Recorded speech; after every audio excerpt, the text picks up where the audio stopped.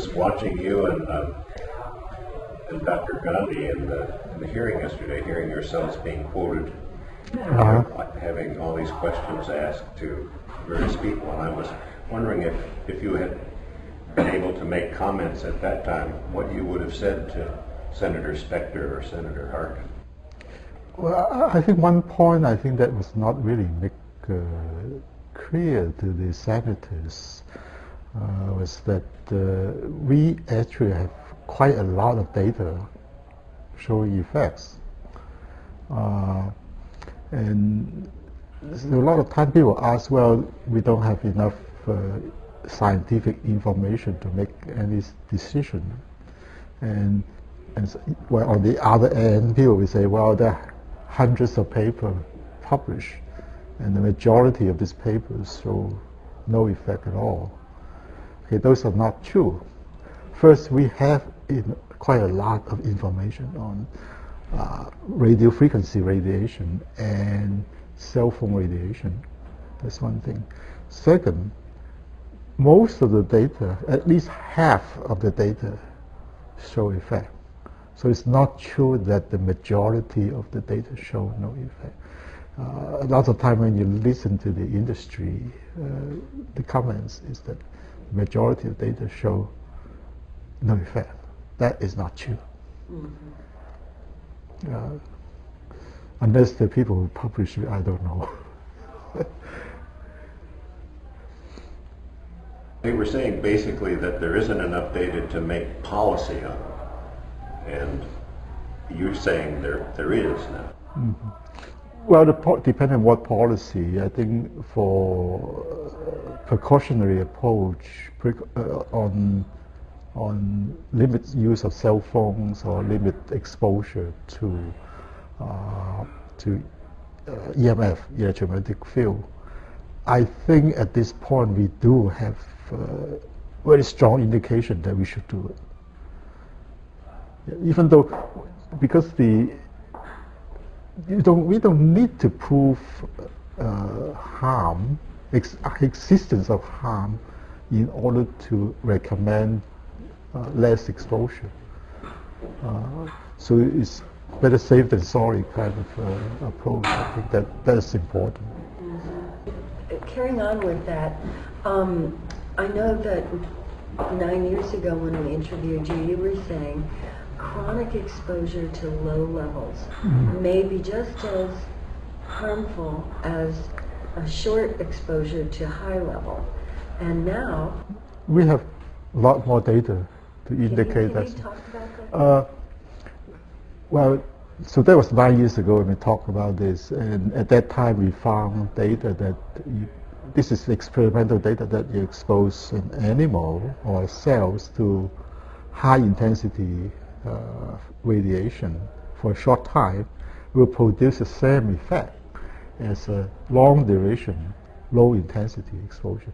So the intensity and time can trade, right? So now, but in the last, well, this is 10 years, there are well, as far as I know, there are 53 publications showing that very low intensity radiation or fields can cause effect. At that time, we would say, well, it's impossible to see the effect at this low level. But now we do. And we have paper, well, there are 53 peer-reviewed papers indicating that the effect occurs at very low level. Particularly the study on, for example, on cancer, lymphoma, in people who live close to radio tower, AM tower and broadcast tower. And those people are exposed to very low level, but radiation for a long time. So it's like sometimes can be 24 hours a day. And there are several studies showing that they have people do develop leukemia, a type of cancer. So long-term exposure at even very low intensity can lead to harm, health effects. And can you talk about the proliferation of sources that we now have? And what does that mean? There's a tremendous increase in devices and structures that emit radio wave, extremely low frequency fields.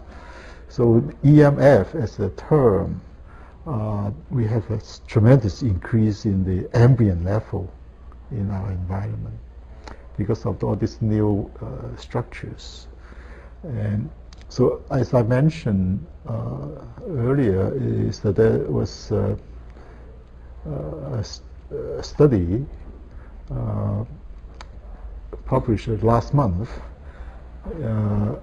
from Finland, and they actually go to measure how much energy a person absorbs from the environment. Now, this is the radio frequency radiation. And from what sources this radiation came from. So what they found was actually very surprising. 1/3 come from your cell phone. Only 1/3. Okay. So you use phone, you absorb the energy. And 1/3 come from cell phone towers. And the other third, the remaining 1/3, came from DEC phone. The wireless phone. The cordless phone. Cordless phone, the cordless phone they use at home. People tend to use a long time on the DEC phone. So surprisingly, 1/3 of your energy absorbed from radio frequency energy come from that source. Now, if you don't, for example, you don't use a phone, that means 50% will come from the cell phone towers, and 50% from the DEC phone. So basically there's no way you can get away from the radiation. And in the same study, they also looked at, for example, the amount of radiation inside trains.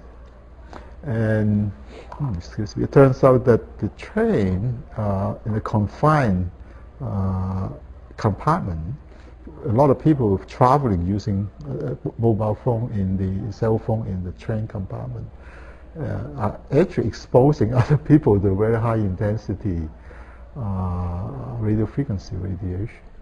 Train is made of metal, so the energy will bounce back and forth. It's confined. It's not going out, so everything confined inside. So even though you're not using a phone yourself, you're being exposed. You're secondary exposed by to the radiation. And isn't that the same in cars? Well, car, not that many people use phone. Well, how many people can you sit inside car? 3 or 4 people, even everyone use it, is still not as much as inside a train. You can have 20, 30 people using the same. At the same time, they can be on a phone, they can be using a computer which is connected to a wireless connection. And now they're talking about airplanes. Well, airplane too, if it is allowed to do that, using a cell phone. And actually, I think there's a report in Japan that showed that this bullet train, the Japanese bullet train, inside the train, the exposure level exceeded the Japanese allowable limit. So it's that much. They don't know what to do with it because those businessmen traveling from one city to another city, they have to talk all the time to somebody. And so the whole thing so everybody's inside a sea of waves, electromagnetic waves. I keep thinking we should all wear full body coverings of absorption material. That carbon filament material. Yeah. Well, people who work on antenna, they're protective clothing. It's expensive. Well, Japanese has actually, they have this type of thing they make into underwear. Yeah, you can buy RF absorption underwear in Japan. They know about the testicular. Yeah.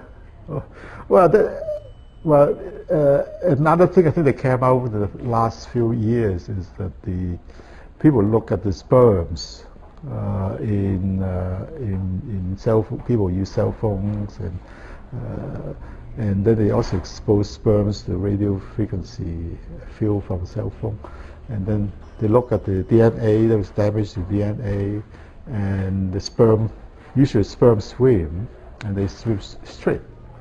But if you expose them to radio frequency, mobile phone waves, they swim in circle. And then there's less sperm. There's a decrease in sperm counts in men who put the phone in the pocket. So even though your phone is on standby, you're not talking into the phone. You're not using the phone. If it's on standby mode, the phone emits radiation intermittently.